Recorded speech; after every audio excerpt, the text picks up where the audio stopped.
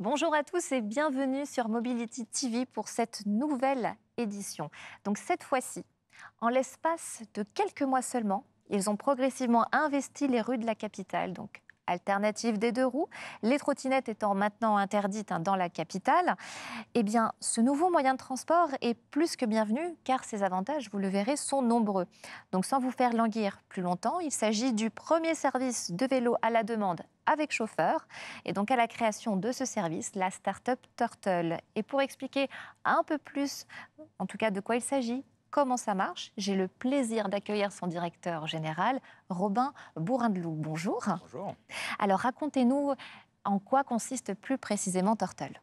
Donc Turtle, vous l'avez dit, c'est un service de vélo à la demande avec chauffeur qui est réservable depuis une application mobile D'accord. pour proposer des trajets qui sont moins chers, plus rapides et plus écologiques que les VTC ou taxis. Donc c'est vraiment une alternative aujourd'hui dans la mobilité du quotidien.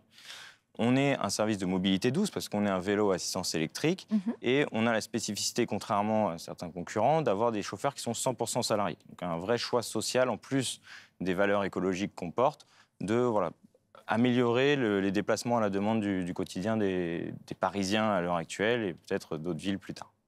Quelles sont les valeurs? Ces valeurs, elles sont multiples. Je disais, il y a tout un aspect RSE qui est super important Oui. aujourd'hui. Toutes les entreprises prennent des positions et c'est bien parce que ça va dans le bon sens d'évolution de la société. On a donc cet engagement social qui a été un choix fort parce qu'aujourd'hui, on a l'habitude d'avoir des auto-entrepreneurs pour réaliser ce type de prestations. Ça a beaucoup d'avantages d'avoir des chauffeurs salariés parce que ça nous permet à la fois d'avoir une proximité avec nos clients. Ils nous le rendent beaucoup parce que voilà, maintenant, ils se connaissent. Il y a un service de qualité qui est vraiment apporté dans l'attention portée aux clients, dans l'attention portée à l'environnement dans lequel on évolue, parce qu'on évolue du coup sur les pistes cyclables et sur les voies de bus, étant légalement un vélo. D'accord. Donc il faut faire aussi attention à ce qui nous entoure, aux autres cyclistes, à ce que voilà, on travaille tous en bonne intelligence. Et cet aspect-là, il y a l'aspect écologique, et évidemment. Le vélo est aujourd'hui sur un marché très porteur.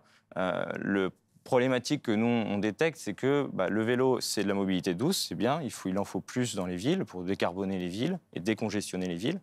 Mais on s'est rendu compte qu'il y avait beaucoup de personnes qui soit voulaient pas faire de vélo parce que, pour des questions de sécurité, parce qu'ils sont avec leurs enfants, parce que voilà, c'est une personne âgée, parce que X raisons, ou des personnes qui carrément ne peuvent pas faire de vélo. Ça peut être donc des personnes qui ont juste un bras dans le plâtre ou des personnes à mobilité réduite.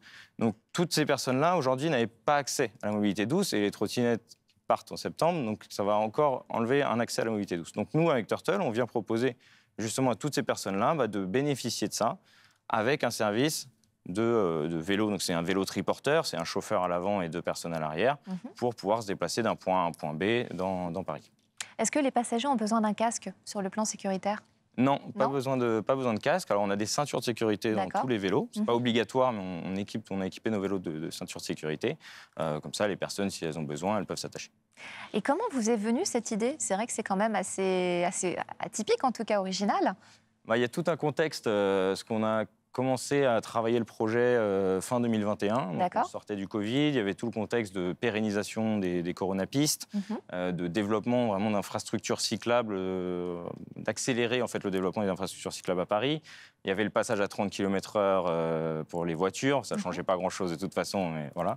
Et tout cet engouement autour du vélo et le constat que je viens d'évoquer, de se dire, est-ce qu'on ne pourrait pas...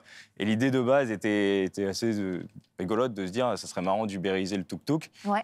On a changé de modèle parce qu'on n'est pas du tout sur l'ubérisation maintenant, avec le modèle social qu'on a choisi. Absolument, mais c'était vraiment se dire, les mœurs se changent, la mobilité dans les villes change, venons apporter ce nouveau service dont on sentait déjà les besoins à cette époque-là.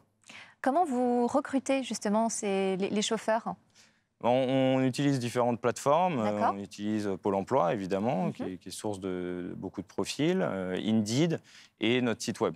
C'est vrai qu'on a l'avantage d'avoir des vélos qui sont assez visibles, parce que c'est des vélos qui sont brandés à notre marque. Donc là, on développe, on a de plus en plus de vélos, ce qui apporte de plus en plus de visibilité, à la fois pour les Parisiens, mais également aussi pour les chauffeurs qui peut-être font On a des candidatures, par exemple, de gens qui font du Deliveroo, qui font de la livraison rapide en auto-entrepreneur, qui souhaitent passer sur un contrat salarié et qui, du coup, nous voient et postulent directement chez nous. Alors, il se trouve que, bon, bah, ça, c'est une surprise pour personne, quoique, je suis une femme. Il arrive que, par exemple, je rentre des fois très tard du travail ou que j'ai une soirée. Est-ce que je peux rentrer avec Turtle en toute sécurité? Alors aujourd'hui, la capacité de notre entreprise fait qu'on fait des horaires de 8h, 21h et 23h à partir de la semaine prochaine. D'accord? Donc aujourd'hui, on ne pourra pas rentrer de boîte de nuit en Oui, Turtle, mais c'est encore une fois l'avantage d'avoir des chauffeurs salariés, c'est qu'ils sont identifiés. On sait très exactement bien. qui ils sont, ils tiennent à Oui. leur travail, évidemment, portent les valeurs aussi de la société. Donc il y a une vraie sécurité à même confier un enfant. On a des parents qui nous ont confié des enfants pour les amener à l'école le matin et les ramener le Mhm. soir, parce qu'ils savent qu'il y a tout cet aspect voilà, sécurité de la marque Turtle derrière. Et alors, justement, donc là, en ce moment, Turtle est implanté donc, dans la capitale. Pour le moment, est-ce que vous avez pour projet, dans les prochaines années, de proposer vos services à d'autres villes, que ça puisse s'étendre un petit peu plus On aimerait beaucoup. De toute façon, les agglomérations aujourd'hui ont l'obligation, avec le projet de loi ZFEM, Mhm. donc zone à faible émission, Oui, de modifier les déplacements dans les villes et dans les centres-villes. Donc il y a des investissements dans les infrastructures qui vont être faits, dans les infrastructures cyclables. Et on sait qu'il y a des villes qui ont de très fortes ambitions. Lyon a des ambitions très fortes sur le vélo. Nantes va devoir aussi travailler beaucoup parce qu'ils ont des saturations des transports en commun qui est assez importante. mhm. Il y a toutes les villes potentiellement peuvent bénéficier d'un service comme celui-là parce que c'est, encore une fois, une alternative à la voiture pour l'exemple des VTC et taxis. Et c'est pareil, là, dans les prochains mois, année prochaine, donc c'est vrai que ça passe très très vite, hein, c'est demain. C'est une surprise pour personne. On attend avec impatience les Jeux Olympiques. Est-ce que cet événement particulier a eu un impact sur votre stratégie de développement? Alors sur la stratégie de développement, oui, parce que c'est forcément un boom économique sur une période qui reste courte. Il faut pas. Voilà, très important parce que ça donne beaucoup de visibilité, Oui, notamment à l'international et même au niveau national. Donc évidemment, c'est un enjeu pour nous. On a pour objectif d'avoir 100 vélos au moment des Jeux Olympiques. Aujourd'hui, on en possède 20. On veut en posséder 30 pour le mois de septembre et voilà, 100 pour les Jeux Olympiques. Donc c'est en effet, dans notre stratégie, ça nous permet d'avoir beaucoup de visibilité. Et même dans les échanges qu'on a, que ce soit avec le gouvernement, avec la mairie de Paris, il y a tout un enjeu de mobilité sur des grands événements comme celui-là. On ne base pas toute notre stratégie sur les Jeux Olympiques, mhm. évidemment, parce que, encore une fois, ça dure que quelques semaines. Mais voilà, c'est en effet un enjeu qui va être essentiel pour nous de pouvoir gérer d'un seul coup une demande qui risque d'être très forte. Donc voilà, c'est un vrai enjeu pour nous, en tout cas. Donc on est content de pouvoir le relever demain. Et concrètement, si j'ai envie d'utiliser un Turtle, comment je m'y prends? Alors, on a comme une application VTC, comme une D'accord? application Uber, Bolt ou autre, on a une application mobile qu'on télécharge depuis Apple Store ou Google Play, Qui s'appelle Turtle, je qui s'appelle suppose? Turtle, Ah. exactement, assez simple.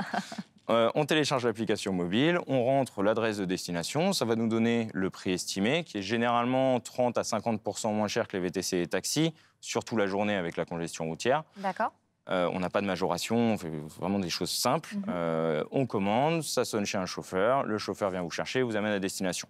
Aujourd'hui, on est en train d'agrandir le maillage, donc agrandir le parc de véhicules Turtle pour pouvoir être de plus en plus proche du client et réduire le temps d'approche. On peut conseiller à des clients de réserver, pas hésiter à réserver en avance pour être certain d'avoir un chauffeur qui soit là à l'heure souhaitée. D'accord. Très bien. Et comment vous voyez votre entreprise, en tout cas le développement de la start-up, on va dire, sur du moyen terme? Ne serait-ce que dans les 5 prochaines années, est-ce que vous avez déjà une vision, une projection? Il y a il y a plein de projets différents. En Mhm. soi, il y a en effet le fait d'ouvrir de nouvelles villes. On sait que le besoin existe. Ça va aussi nécessiter des fonds. Voilà. Donc, aujourd'hui, on a 8 mois d'activité. On a encore beaucoup de chemin à parcourir. Il y a le développement dans des applications partenaires. Aujourd'hui, on parle beaucoup des applications masse, mobilité as a service, qui permettent d'avoir différents itinéraires pour faire soit de l'intermodalité, soit de la multimodalité. Mhm. Donc rejoindre ces applications-là peuvent être pertinentes pour aller justement chercher de nouveaux utilisateurs ou faciliter le parcours d'un client. Après, oui, on peut parler de plein de choses. On essaie de surtout se focaliser sur les JO, petite étape par étape. Mais voilà, les ambitions d'un projet comme celui-là sont assez fortes, parce que quand on voit le marché du VTC ou du taxi, qui est un marché de plusieurs milliards d'euros, il y a de la demande, il y a des besoins. Maintenant, à nous de prouver que Turtle est capable de répondre à ces besoins aussi bien, quoi. Et ça répond surtout aussi en termes de complémentarité, ne serait-ce que les jours de grève, les jours où le trafic est extrêmement engorgé, saturé. Donc là aussi, ça peut être un bon moyen pour arriver tranquillement à destination. C'est ça. Merci beaucoup, Monsieur Robin Bourrin-de-Loup, d'avoir accepté notre invitation. Je rappelle que vous êtes le directeur général de la start-up Turtle. On vous souhaite évidemment beaucoup de succès dans cette entreprise. Et quant à nous, on se retrouve très très vite pour une prochaine édition sur Mobility TV. À très bientôt.